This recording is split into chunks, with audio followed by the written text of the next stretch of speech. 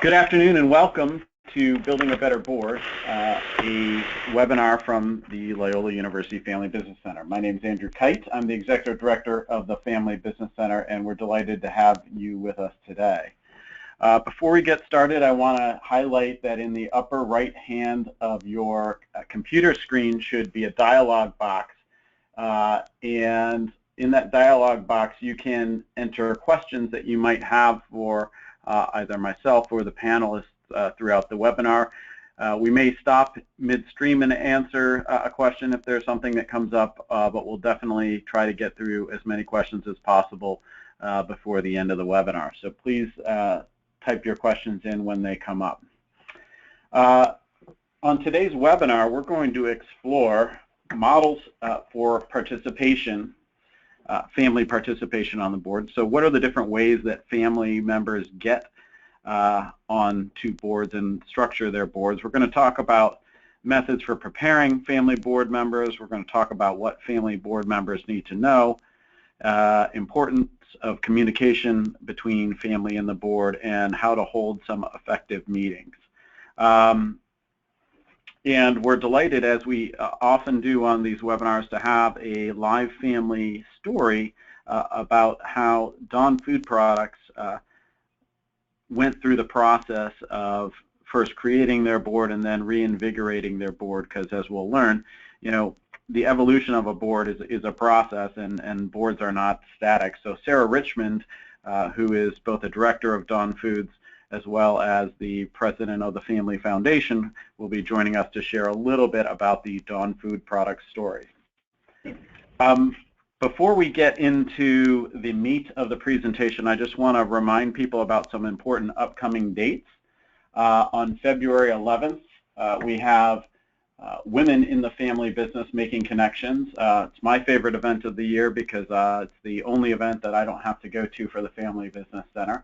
But it's a great evening for women to connect, share their stories, and talk about the challenges of family business with each other. March 3rd through the 5th at the Scottsdale Resort at McCormick Ranch in Scottsdale, Arizona, we'll have a conference on stewardship and succession planning. We have great family stories, including Jamie Richardson from White Castle Hamburgers, Ashley Duchessois, president of the Duchessois Family Foundation, Dirk Junge from Pitcairn, the family that was behind Pittsburgh Plate and Glass in all of our cars. So we have a really great program. The March 5th is a Next Generation Only Day. So encourage you and your families to join us in Arizona and get out of this freezing cold weather. It's kind of killing me, and Sarah and I were talking about that before getting on. Then in April, we have our first 25th anniversary event where we're going to do some wine tasting and beer tasting courtesy of the Glunz Family Wineries and the Glunz Beer Family. One of our founding families is going to be hosting this wine and beer tasting to start the celebration of our 25th anniversary year. So hope you can join us for all of those events.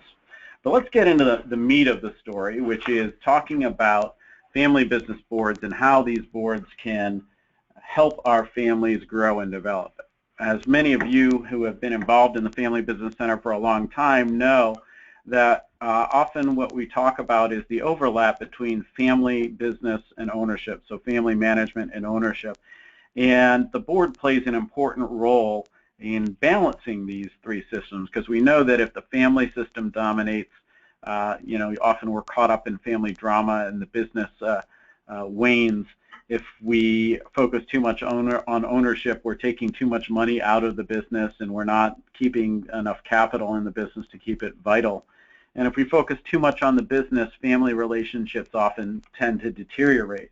So the board plays an important role in balancing these three systems, and we're going to talk a little bit about the uniqueness of a family business board and some of the things that we see commonly that hurt the family business board because we try to treat it like every other board.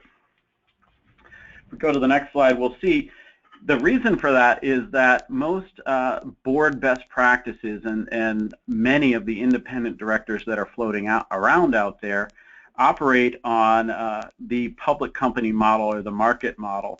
because that's what most of the literature about boards of directors is based on. It's based on a model of a lot of shareholders that are highly inactive in the company and are primarily have financial purposes for their investments in the company. So most of what we know about boards and most of the research that's been done on boards is that market model that's highlighted in quadrant 4 here. So on the lower axis here we have the number of shareholders, and on the left-hand side we have shareholder activism in terms of how active are the shareholders in the governance, the emotional life of the business on a day-to-day basis. So most investors and most board models are built on the market model of a lot of shareholders and high inactivity. And if you think about it, a family business board is on the exact opposite quadrant, which is we typically have a small number of shareholders, and they are highly active. They are highly engaged and attached to the business. So obviously governance in a family business is going to need to be different. And as you move into the dynastic model of a lot of family members, a lot of shareholders, and having them highly active, again, you're going to need to have a different approach to boards and governance. So we'll talk a little bit about that as we move forward. But the one thing, or I should say the three things that are always correlated with successful transition in family businesses are family governance, boards of directors, and strategic planning. Many of you who have been in classes that I've taught or through our institute programs will have seen this slide before, but if you think about it, a lot of people try to think about succession planning as an event when it's really a process. And it's not just about picking the next CEO, it's building a foundation where the shareholders can retain a common set of objectives moving forward in the business that creates wealth both for those working for the company as well as the shareholders of the company, and balances the needs of both the family and the employees and the community as well. And these are the three things that are always correlated with successful succession planning. Family governance, so having a process where we keep the family aligned about the goals and objectives of where we're going. A board of directors that keeps the management accountable and aligned with the family in terms of what it's doing on the business side of things, and then strategic planning to make sure that the business stays competitive in the marketplace and manages the risk of the investment of the capital of the family. I like to call these the diet, don't smoke, and exercise of family business. So these are the things that you should be doing on a regular basis to keep your family business healthy. What we've learned, if we go to the next slide, is through research that when we look at the top 25 family businesses in the top 25 economies around the world, 90% of them have family or have boards of directors, and 90% of them have regular family or shareholder meetings to discuss important business issues. This is coming from a study done by Ernst & Young last year, led by a close colleague of mine, Dr. Joe Astrachan. But it really shows that we need an active governance system to sustain a family business across time. So we need to set aside time to talk about the important family issues, goals and objectives, and keep the family aligned. And we need an active business governance system to keep the business aligned with the family.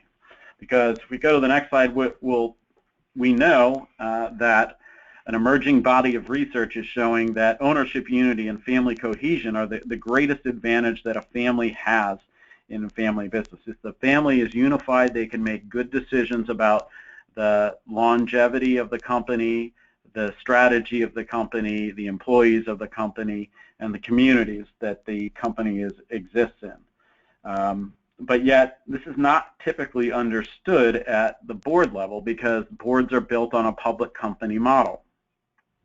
The public company model really doesn't necessarily think about the unity of the shareholders. It does not think about, it doesn't need to think about that there's a family behind this.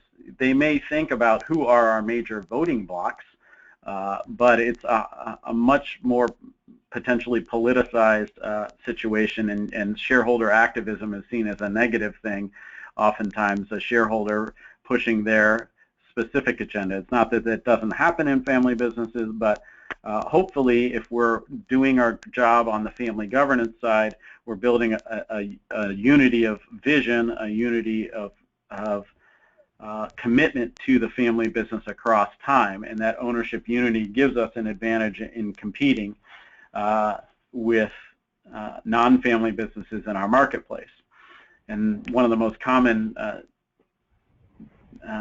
mistakes, I think, that directors who have served primarily in a public company environment have is that they don't attend to the importance of family unity and don't think about that in relation to how we're making decisions at the board and pushing decisions through at the board level and communicating with the family about those.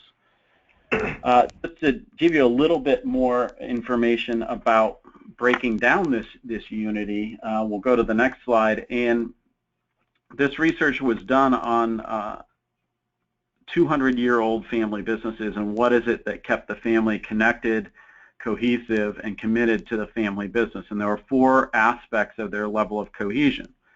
There's a sense of family emotional attachment, so a sense of relationship to each other and commitment to each other as family members. Family financial success, where we use family resources to help each other. Business financial success, of course, because the business needs to survive in order to make it from one generation to the next. And then finally, a sense of pride, identity, and status that comes from being a part of a family business. It's the logo, it's what we contribute to the community, it's the pride of saying I'm connected to this large, successful organization. And the interesting thing, as many of you have heard me say over the years about this research, was that the financial variables alone are not enough to get from one generation to the next in a family business. Again, one of the common failures of family business boards is when we focus too much on the financial side of things and forego the importance of the emotional connection that the family has, and making sure that those issues are being attended to. We treat it just like a financial equation, which is, again, the public company model. We'll go to the next slide. And what the research is starting to show is that family cohesiveness generates better financial returns for a family business. And this is one of the most powerful things I've seen recently. Last year in this Ernst & Young study, it showed that family cohesiveness can predict as much as 35% of the variance in return on equity in a family business.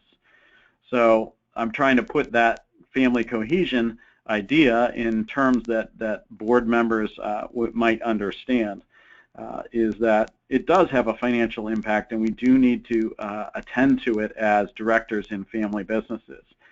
And when we think about family members serving on the board, what we found is that less than 12% of families that have family board members who aren't working for the business have a formal training program to prepare them for board service.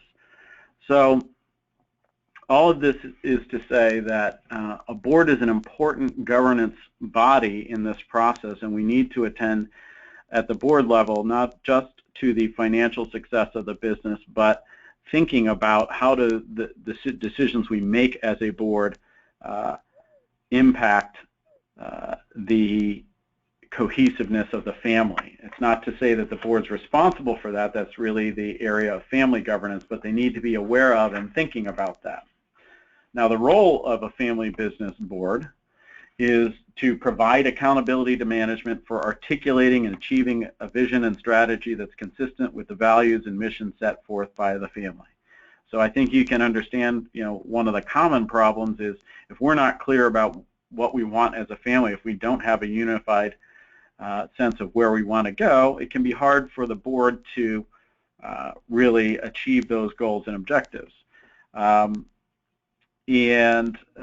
If the board's not clear that its role is not to create strategy and run the day-to-day operations of the company in absence of a crisis, then we can get a little bit out of line in terms of what the role of the board is, which is really that process of accountability for articulating and achieving the vision and strategy that is consistent with the values set forth by the family. If we go to the next slide, family business boards often get mixed up because they confuse the roles that family members play. We have roles as employees, senior management, we have roles as board members, and we have roles as owners. And when we start to talk about issues from one of these buckets, and we don't get clear about what hat we're wearing, we can maybe confuse the roles that we play in each of these systems. So at the board level, if I'm a senior manager, I need to understand that my role is to think about accountability at the board level and not necessarily be thinking about the operational issues all the time, and I need to separate those two roles and make sure that I'm acting as a board member when I'm in the boardroom. So thinking about the role of the ownership group is to ensure the growth and survival of the company, and it's electing the board and making sure that the board is doing its job. And at the board level, our job is accountability and making sure that we have the leadership necessary to achieve a viable strategy for the benefit of all the stakeholders of the company, not just the owners, but also the employees and those in the community around the business. And finally, senior management is really responsible for creating the strategy and executing the strategy moving forward.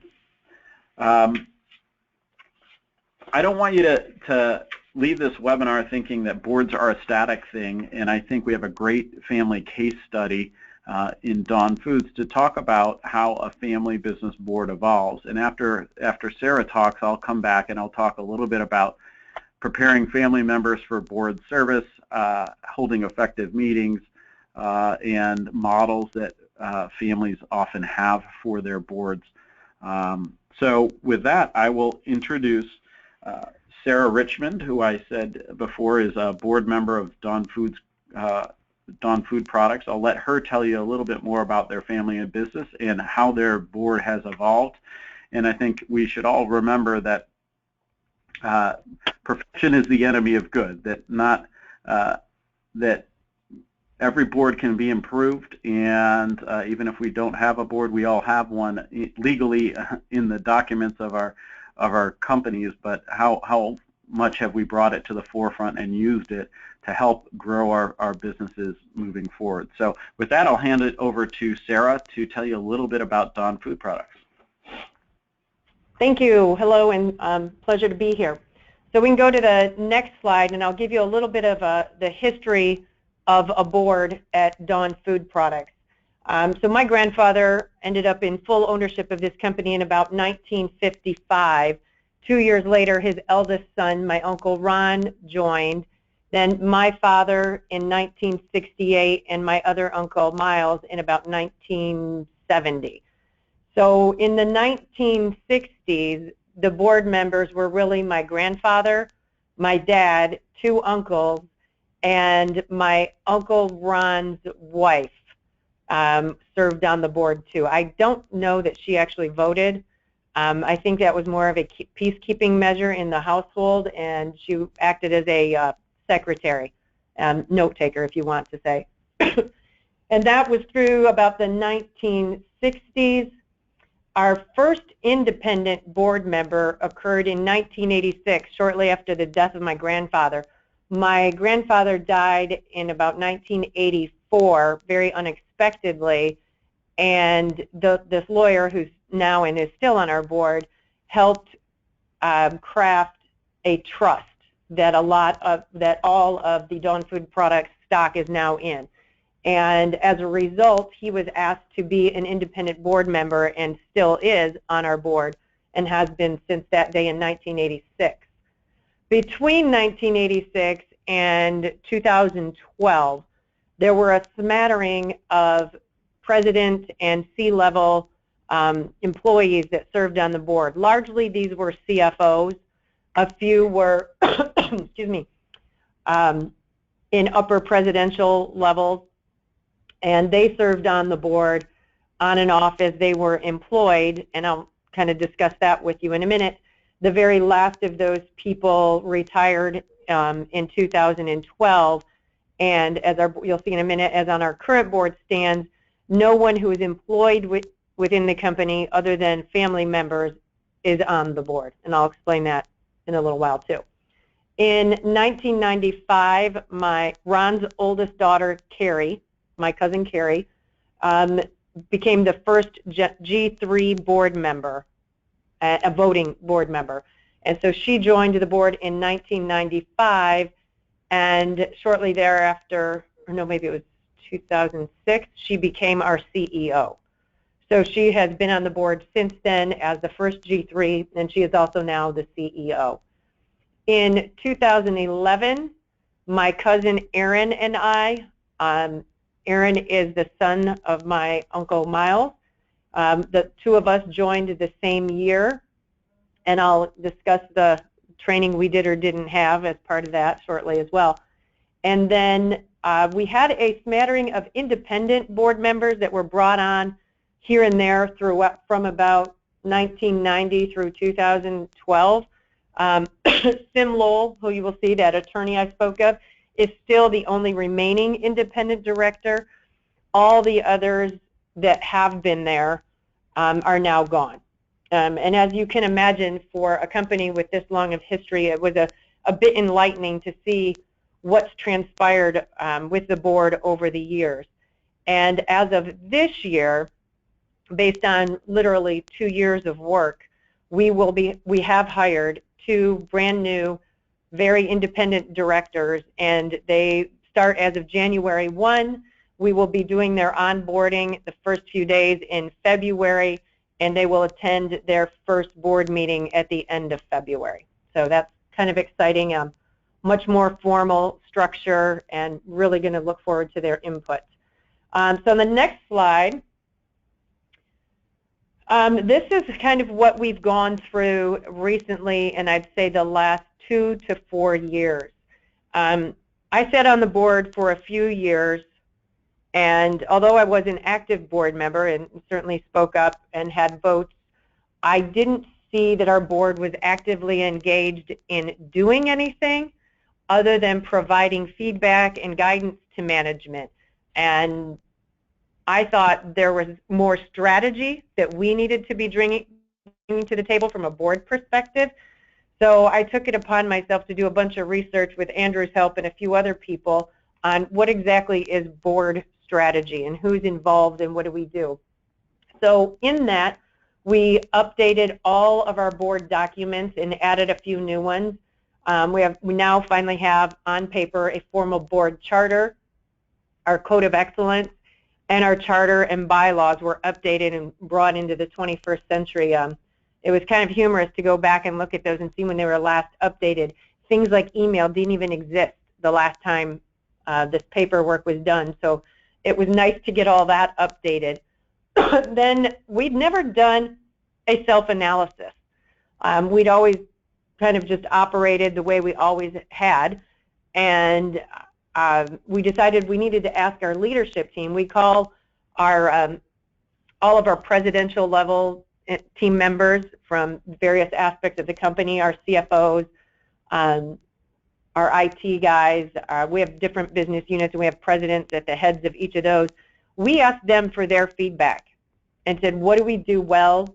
What do we not do well? What more would you like from us? What would you not like us to do? And we did that in 2012. And that was really eye-opening, long overdue, I must say. And I think we operate as a company a lot better because of that. And I am suggesting that now in 2016, I think we need to do it again to see where we are and if we're on track. And then the other thing we did, and this was pretty much the foundational part, once we agreed, more or less, that we needed the input of independent directors because, you know, what once was a really small U.S. company had now become a multinational company with a lot more going on. We needed advice and help from the outside.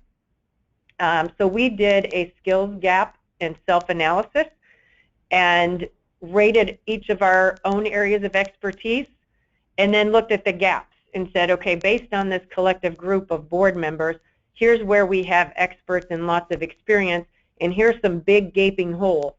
And we used those gaping holes as a way to go find independent directors to fill those gaps.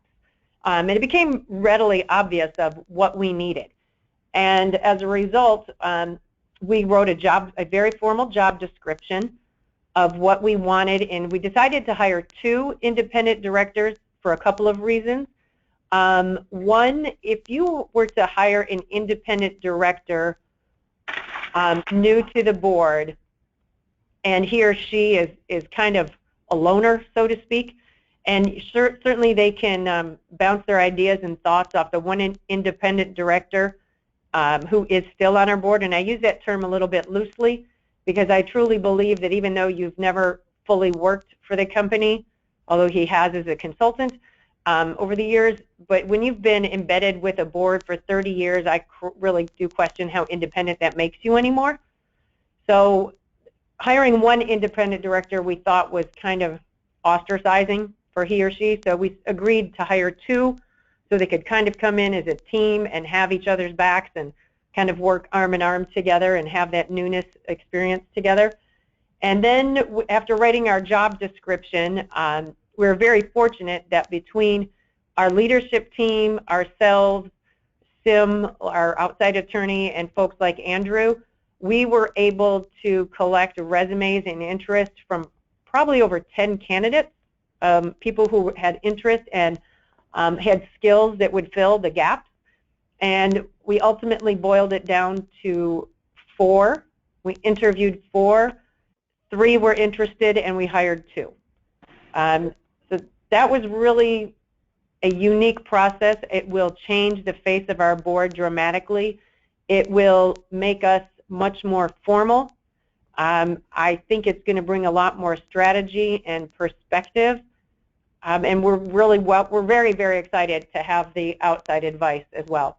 So if you go to the next slide, this is what our board looks like. And I did not have headshots yet of the 2 new guys, so I apologize for that. So my uncle Ron Jones is chairman of the board. His daughter Carrie is the CEO. We'll have the 2 new independent directors, my cousin Aaron and his dad Miles. Then Sim there is our independent director who's been with us since '86, and of course me. So that is the makeup of our board currently. I hope that we will be providing a lot more strategy and guidance, not only to the business, but what I'm looking forward to, I also chair our family steering committee, which is kind of the liaison board between the family and the board.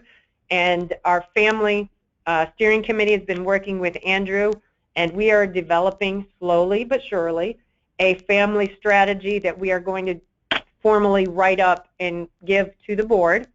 And I'm glad that the 2 new independent directors are going to be there to provide feedback on the strategy from the family. And I will be meeting when the 2 new directors do their onboarding in February. My role in that process will be to cover the family with them. Not only the family that works here at Dawn Food Products, but because all of Dawn Food Products trust or stock is in a trust, we have lots of beneficiaries or stakeholders, if you want to call them, that are members and beneficiaries of that trust who do not work at Dawn Food Products. And that's obviously a bunch of my cousins. And so taking into account their needs and wishes or their thoughts of the company. And then, of course, there's the spouses, and we also have Generation 4, which range in age from 6 to about 18. And so keeping their future and the future of the company together in their hands. And that, I believe, I think I have one more slide here. We can go down one. This is what we're hoping to move forward and do, especially with our new independent directors. Once we get them on and going, we've been really focusing on succession planning, and just literally in the last year, We wrote up our CEO emergency succession plan and have a person named that will act in that role if, God forbid, Carrie dies suddenly or unexpectedly. And more importantly, it's time for us to start thinking about future family board members. Some of us may be rolling off. We don't exactly have term limits. Everybody pretty much gets voted back on. But we know in the future here we're going to need new family directors. And how do we educate and groom those folks and get them ready to serve on the board?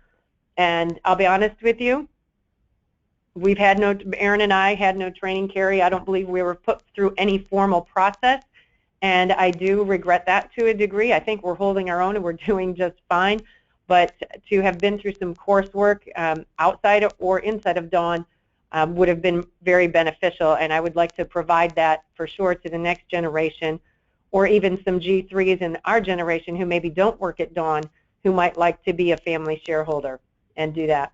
And again, I said we'll do an annual self-evaluation and feedback from our Dawn leadership team and address anything that arises out of that on an ongoing basis.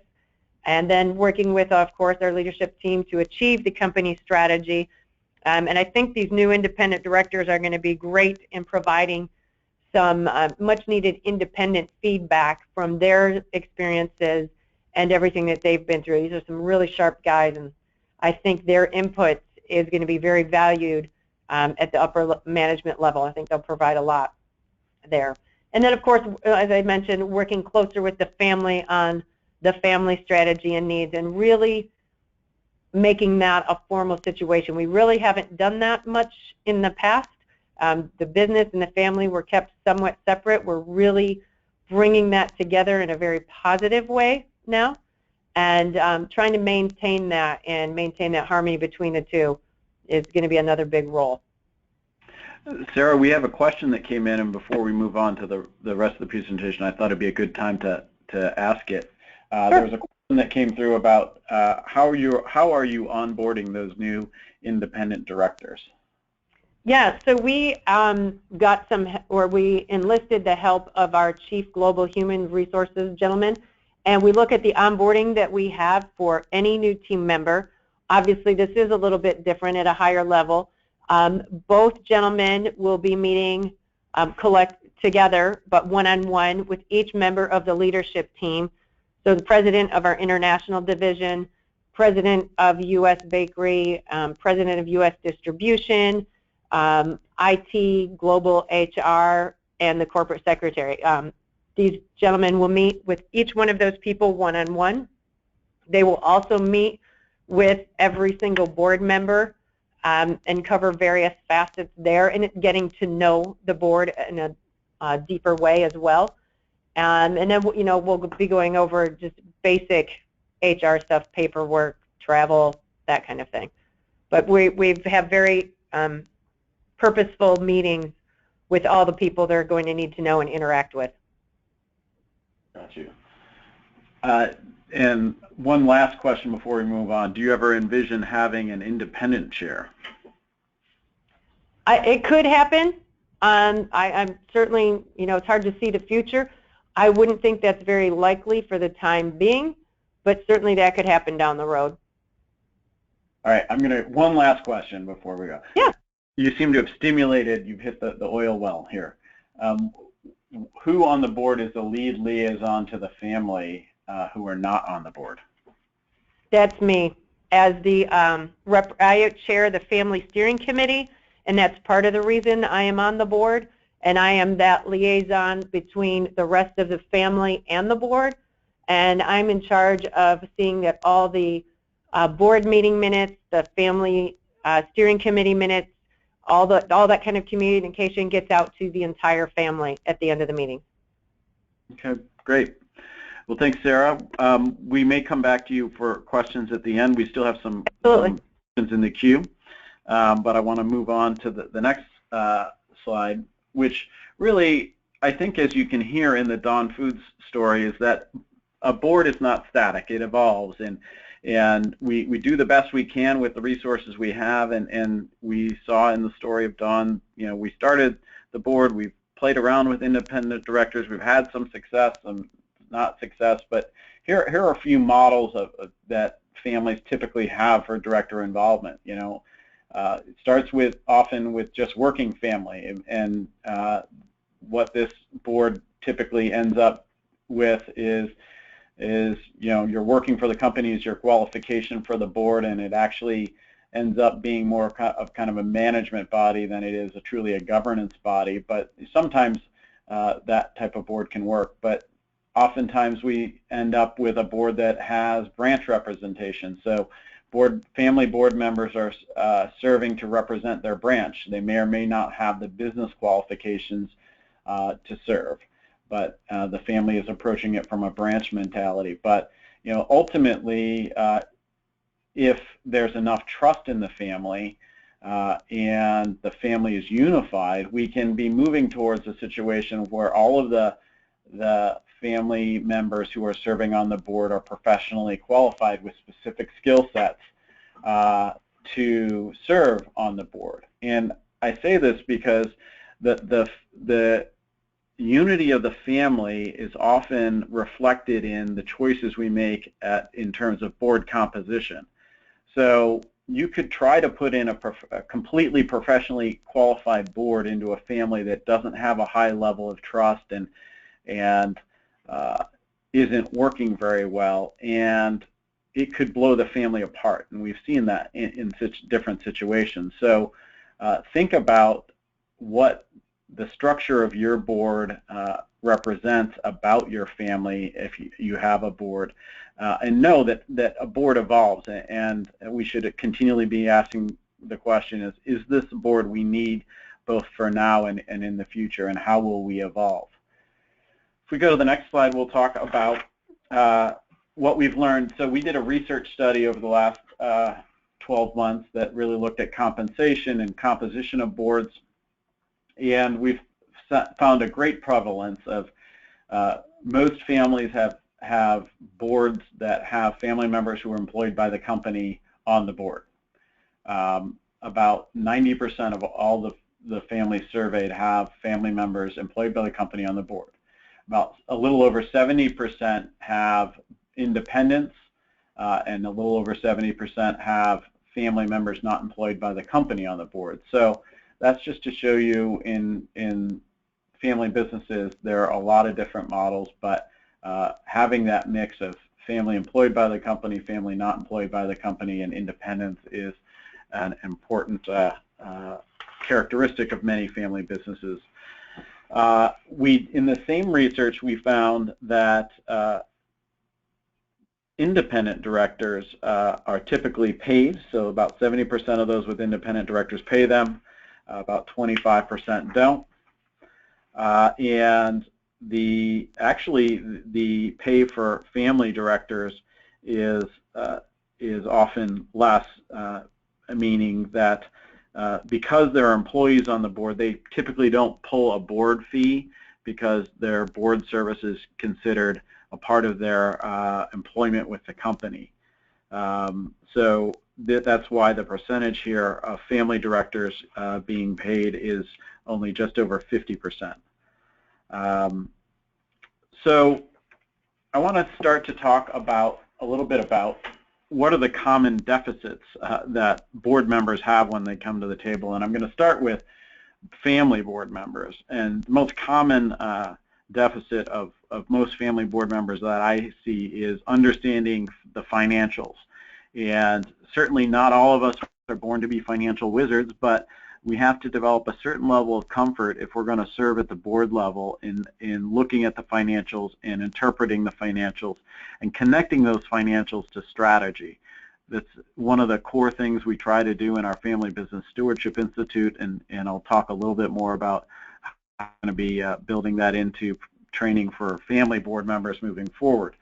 Understanding that we have a fiduciary responsibility for those boards that are legal boards and not advisory boards, that there's a fiduciary responsibility that as a board member I'm not representing any individual, but I'm representing the entirety of the shareholders.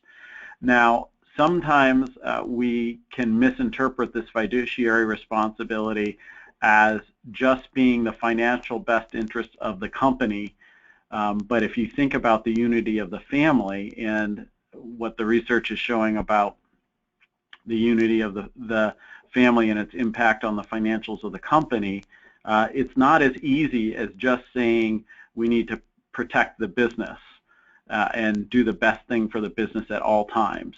We have to understand that there's a unique balance that plays out in a family business, and that when the family is not unified, it can have a dramatic impact on not just the morale of the employees, but the financial performance of the employees. Family board members need to understand the industry and business strategy and what are we trying to accomplish, how are we trying to grow the company, and what are the risks involved with that. They need to understand that they need to step out of their family role, and when I'm sitting at the board table, I'm not advocating for an individual board member. I may be helping the board understand the family situation and the family voice, but that I have to be an equal at the board table, and I have to understand risk management. You know, I have to understand what's the risk profile of our family, what's the risk profile of our business, and if there are gaps there, I need to be getting the family and the board to be in dialogue about the differences in approaches. It's really a challenge to keep the family and the board aligned, and that is critical to success in succession across the generations, is that the family and the board be aligned about where we're going and what we're trying to do. Now on the flip side, the non-family director, often the deficit that I see, or the challenge that I see for non-family directors is really understanding the importance of that family unity, and especially I find for directors who serve on public company boards, the mentality that is often put forth is you just got to run it like a business and pretend there's not a family, and if we could just keep the family out of it, you know, we'll be fine. And that really is counter to the market model that families exist, that the family is actually a strategic advantage to the company as long as they're unified. So we need to be thinking about that, making sure that the family is attending to building that sense of family unity, aligning vision, aligning objectives, and keeping that communication between the family and the board going. And so it's often important for the board to realize that they need to be sending messages to the family and communicating the family, that it's not just a business issue all the time, that yes, a common business practice might go one way, but its family impact, it might indicate a different approach to solving an issue. And that as a non-family director, one of your goals or your jobs is to be productively challenging. One of the families we work with actually tries to encourage that with a little joke. They have what they call the horse's ass award, where they give an award to the most productively challenging board member after every board meeting. So just trying to memorialize that the directors should challenge when they have questions. Now, the family and the board I mentioned need to be communicating with each other. They need to be aligning with each other. If we look at what a family should be telling the board, the family should be setting the values of the organization. How do we want to operate?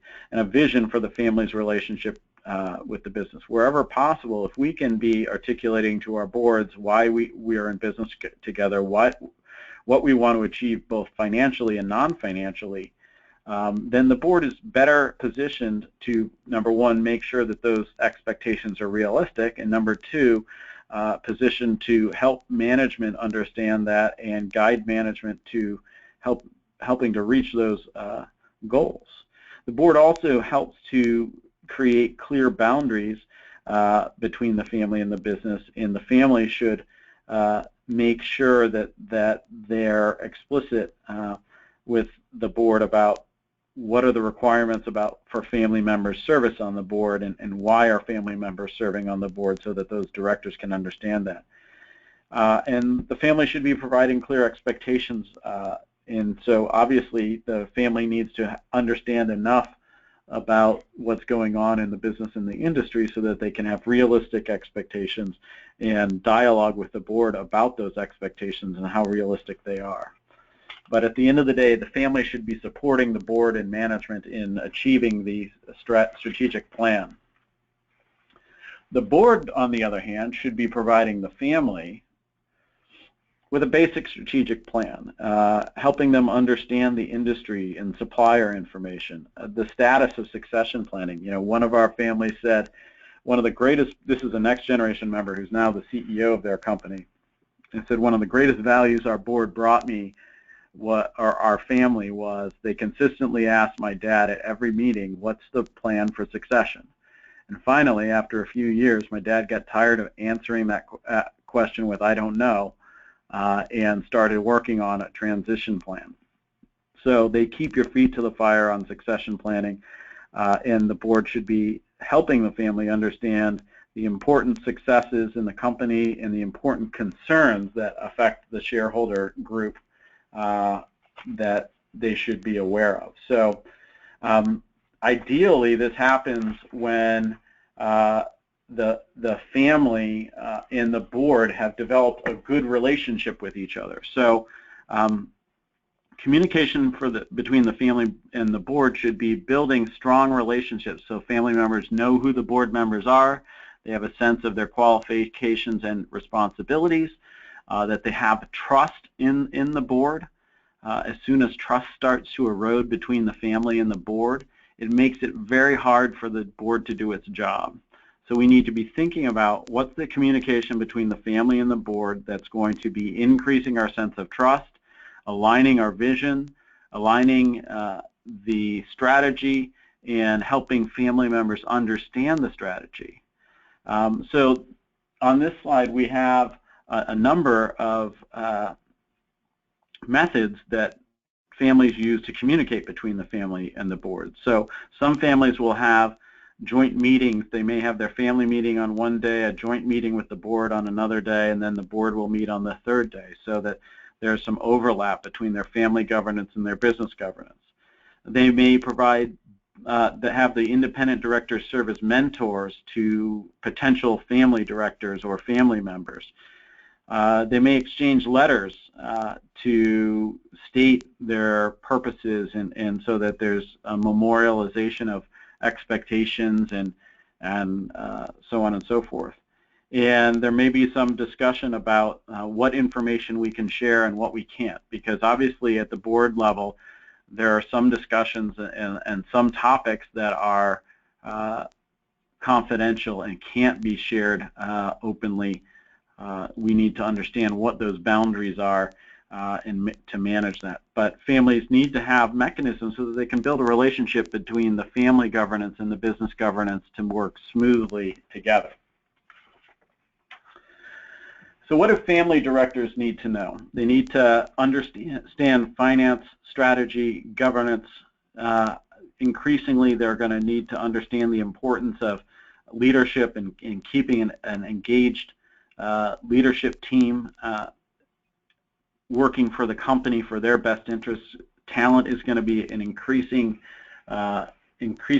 scarce commodity in the years ahead, so we need to make sure that we're nurturing and retaining the talent. And of course, industry knowledge is important as well, but probably more important are the personal characteristics, the ability to work with each other, the ability to communicate, integrity, and often understanding how to manage the family role versus the business role versus the ownership role, and which hat I'm wearing. So how do families typically prepare board members? Training sessions. Some families will, at a family meeting, have specific training sessions on financials, on the industry, on strategy, on finance. Any number of those things you can address the knowledge gaps through educational seminars.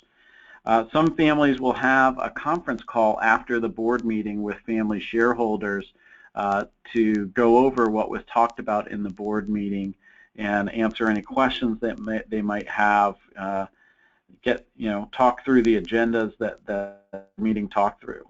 Some families, when family members have indicated an interest in serving on the board, have worked with them to look at what are the skill sets that our board needs and what are the skill sets that this individual has, and how can we develop a personal development plan for that individual to serve on the board. And some families have created associate boards or junior boards or shadow boards. These are basically giving potential new board members the ability to observe meetings. Some families choose to allow them to speak, and some choose them to just observe. But the idea is that they start to get oriented around what does the board do, how does it operate, and how can I prepare myself to be a qualified person sitting at the table.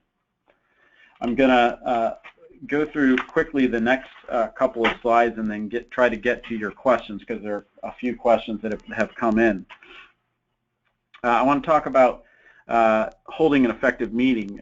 Typically your agenda should include key items brought forth by management and not just your successes. You don't want this just to be management with a brag show of all of our successes. We want to know what is the strategy and where are we not achieving the strategy and why. The board can help hopefully solve some of those issues and help management get over the hump on these things.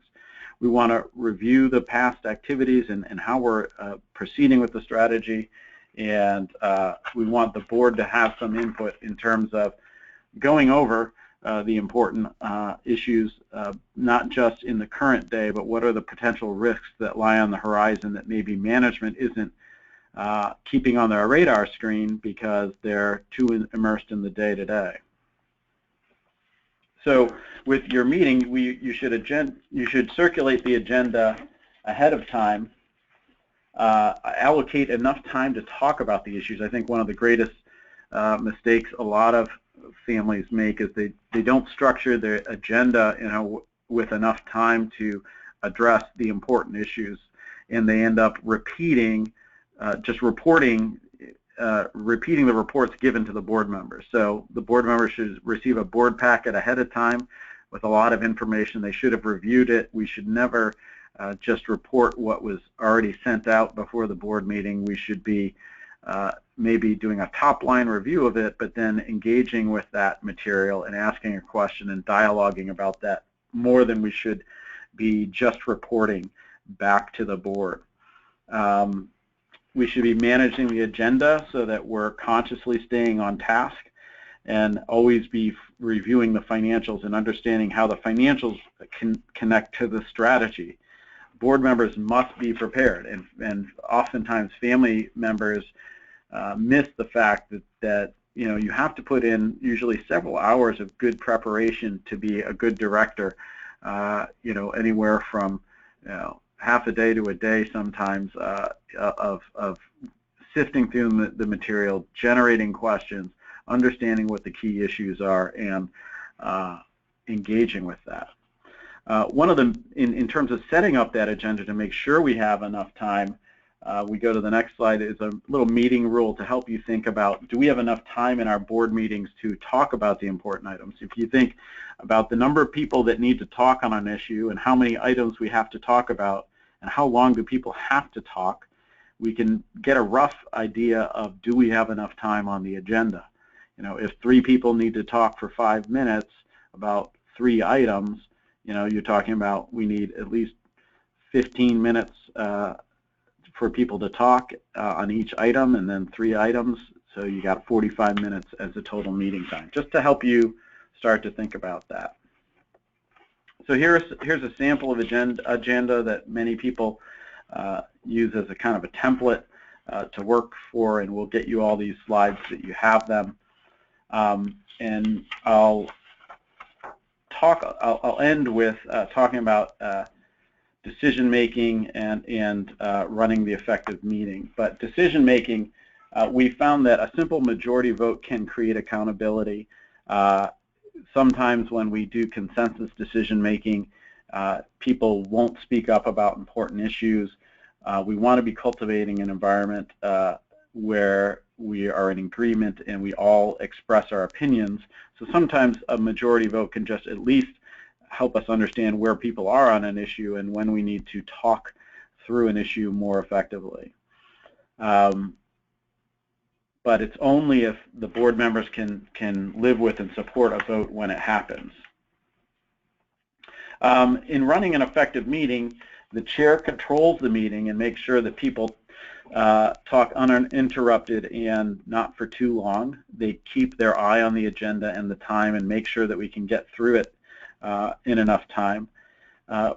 We want to make a conscious decision. If we're going to go off topic, let's make it conscious. So one of the tools that families use in this arena is a parking lot. If there's an issue that comes up that's off topic, we put it in the parking lot and we come back to it later. But we have agreed ahead of time how we're going to make decisions and that it's clear to everybody in the room when we make a decision, and that decision is memorialized in the minutes. The chair shouldn't dominate all the time. They should create the space for all board members to participate and should often encourage the group to get into a discussion before they put their ideas forward. They should encourage examples when people have differences of opinions and make sure that everybody has a chance to talk.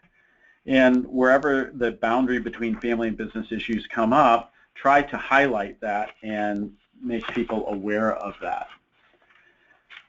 So I will get to some of the questions we have here. And before I do, I want to just highlight that this fall we'll be launching a governance institute which will help family members and board members deal with a lot of these issues.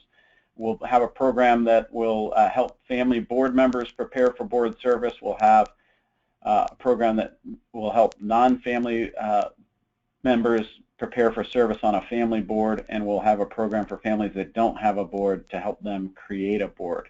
If you'd like information about these things, you can email me. But let's get to some of the questions that have come in, and this has been a great group for asking questions. So thank you for those who participated. Those who can hang on a little bit longer, I'll go through the questions so that everybody can get their questions answered. So one question was, where do you get the Ernst & Young study? The Ernst & Young study you can find at ey.com. It's called Staying Power: How Do Family Businesses Create Lasting Success? The global survey on the world's largest family businesses. And we'll try to include that link in the email following up from this program. There's a question, is there research that tells if it's better to have more or less independent directors on a board versus less independent? So the research that exists in this space is, again, primarily on public companies, and it's basically a ratio on public companies of 2 outsiders to 1 insider. Now, obviously, a family business is a different situation. What I've seen most commonly is most families have 3 outside board members in ratio to anywhere from 4 to 7 family board members or inside board members.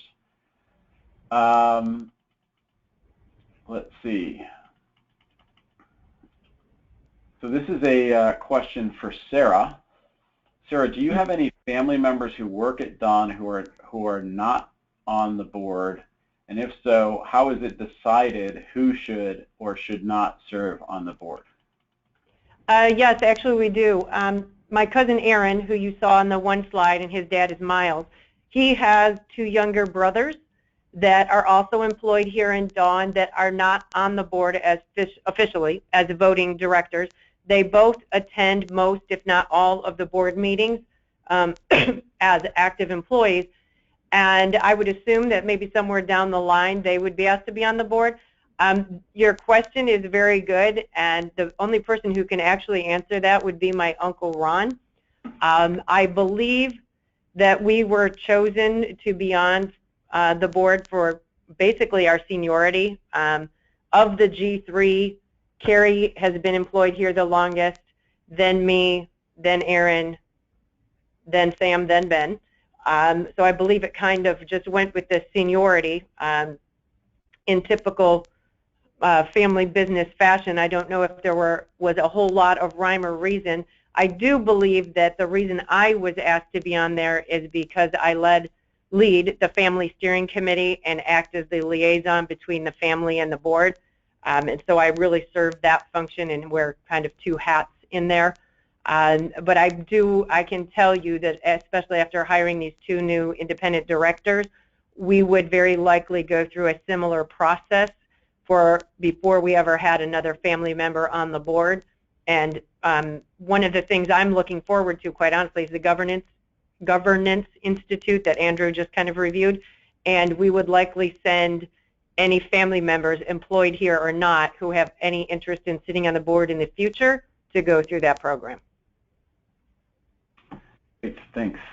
Another question that came up is it helpful for all or some of the independent directors to meet with the family or family council periodically? And I absolutely think that's important. I think that's something that when we don't have an opportunity to spend time with each other, both formally and informally, it reduces our sense of relationship. And if what we're talking about is building trust with each other, the more interaction we have, and the more we have good interactions, the greater the sense of trust that the family will have in the directors. If I don't know who a director is, what's important to them, do they have kids, are they passionate about the Cubs, do they love opera, those are all things that may sound like little ticky-tack details, but at the end of the day, it helps us understand who they are as human beings and deepens our sense of trust in them. The less we know about them, the more we can do what we call projection.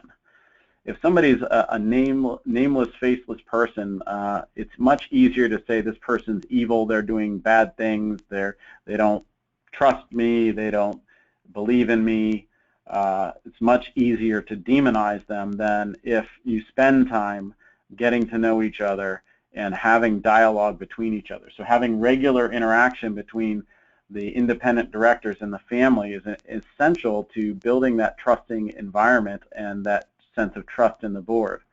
Now, sometimes when the board makes hard decisions, if we're not communicating with the family, it can cause a rift, and it's very important for the family to recognize when those rifts happen and address that there's a lack of trust, and be honest about the fact that right now there's not a lot of trust between the family and the board, and have a conversation about how do we rebuild it, and then create a plan to do that.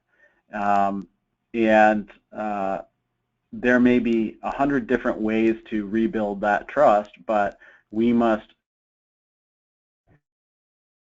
been breached sometimes when we make hard decisions, which you're much less likely to have those breaches if we think very carefully about the board, its roles and responsibilities, and communicating with the family on a regular basis.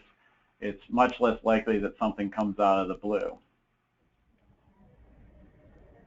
So another question is, how are skill sets and roles different for family directors versus independent directors? It's a complicated question. I'll say that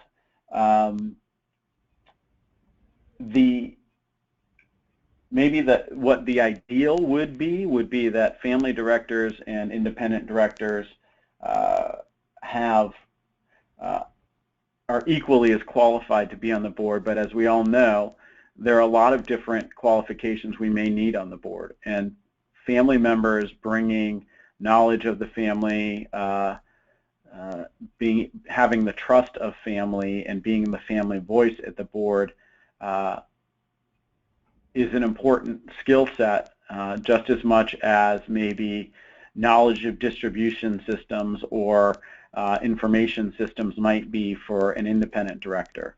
So I think you have to look at it, and this is where a skills matrix can be helpful is to look at what are all the different skills we need on the board, and then put that on a matrix with all of our directors and look at which of our directors have these skill sets. So knowledge of the family, trust of the family, maybe some of the skill sets or the characteristics you're looking for. You include that in your matrix, and you make sure that you have enough of that on your board. I'd like to, say that it's a black and white thing that family directors should have X and independent directors should have Y, but I think a more effective way and easier way to think about it is, in totality, what are all the skills we need, and then which of these do our directors have and where are our holes? And that's something that Sarah's family did very nicely, to say, these are some of the skill sets we may need. It may be why that the family chose Sarah to serve on the board. All right, another question. Who does a family director represent? Well, on a fiduciary board, a family director has a responsibility of all shareholders. They have the same fiduciary responsibility as an independent director. So they can't just think about serving their family branch. Now, in the evolution of a family business board, you may have somebody who is on the board for branch representation, but that individual should realize that they have a fiduciary responsibility to all shareholders and not just the family members in their branch, which is a common mistake. So the family director needs to understand that they're not representing themselves as an individual, they're not representing their family branch. They have a fiduciary, on a fiduciary board, they have a responsibility to serve the needs of all the shareholders of the corporation. And there's an increasing discussion about the board's responsibility to the stakeholders of the company, being the employees as well. So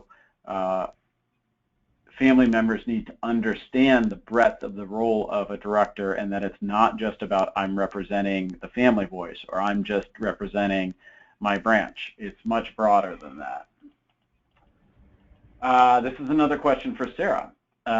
When searching for and interviewing independent directors, what key skill sets and personal values culture fit indicators did you screen for? We did have, a formal job description, and we had, some skills that we considered ante to the game. They had to be, at the minimum, either active or retired from a presidential level or above, preferably CEO, CFO. They had to have expatriate experience running a division or an international company abroad and having been immersed and embedded in that international community, not just somebody who lived in the States and traveled 10 times a year to another country. We wanted them to have lived elsewhere. Excuse me. We wanted somebody with commercial goods experience or private label commercial goods experience. So we had some very specific areas that we were looking for, but at a minimum, they had to have the financial acumen. They had to have what I call leadership skills, interpersonal skills, and we interviewed each one of the candidates, sat down with two of us at a time, and we also invited in she was actually my sister-in-law, was chosen at our family meeting to be a representative of the non-working family members at Dawn, even though she was a spouse. So she came in as well from the family perspective, because we really wanted all these candidates to know that not only do we need your leadership and your smarts and your experiences for the business side, but hey, don't forget that this is also a family, and certainly they know that we are, but we work here, so we wanted them to kind of have a face and a feel for who some of the other stakeholders are that don't work at Dawn. And we really lucked out that the 4 people we interviewed, all of them were great candidates. 3 were far and above ideal, and we got 2 of those, so we were very, very fortunate. And I will tell you, the personalities of the 2 guys that we hired are pretty different. One guy is definitely going to be a straight shooter. He's going to be more black and white. He's really, really bright, and he's not scared to question anything, and I love that. And the other guy is definitely somebody who, he's not going to be afraid to speak up by any means, but how he goes about it will probably be less direct. He'll probably be the guy that sits around and observes a little more before he says anything. And I'm okay with that. I'm glad we have 2 different personality types there, because I think that's going to help balance out the room. And so it's that part is really something you kind of get a feel for just when you sit down with them face to face. But when it comes to the skill set, we were pretty black and white there about what we had to have and what would be ideal. Thank you. Another question that came up is it appropriate, if so, how often is it appropriate to gather outside non-board family members to update them about the boardroom issues and solicit their feelings and guidance? My answer to that would be directly correlated to what's the level of trust, connection, and unity in the family. The frequency in a crisis would likely be more frequent than many families that I work with who are doing well on both their family and business governance side will maybe meet once a year with the family, often around the annual board meeting. Some families I work with actually have what they call a pre-board meeting where they discuss any kind of open items and important issues. Other families, as I mentioned, have quarterly calls after board meetings to discuss what was discussed on the board meeting. You know, it allows the family to maintain some level of confidentiality of what's happening in the board meeting. But I think you have to think about, is there a crisis in the business or is there a crisis in the family that would warrant more frequent conversation? But there should be regular communication. It may be different for each family, but it's there. I know we have a bunch of other, we have a couple of other questions that are there. I'll choose to answer those questions offline because we've gone well over time. It's now 2:15, but appreciate everybody's participation in the webinar. And for those who didn't get their questions answered, I will try to answer your questions via email shortly. So thanks again for your participation, and for those who are interested in the Governance Institute, please email me and let me know, and we'll let you know more about that. And thank you very much to Sarah Richmond from Dawn Foods for really bringing this to life and showing how these issues show up in a family business. So thanks very much. Yep.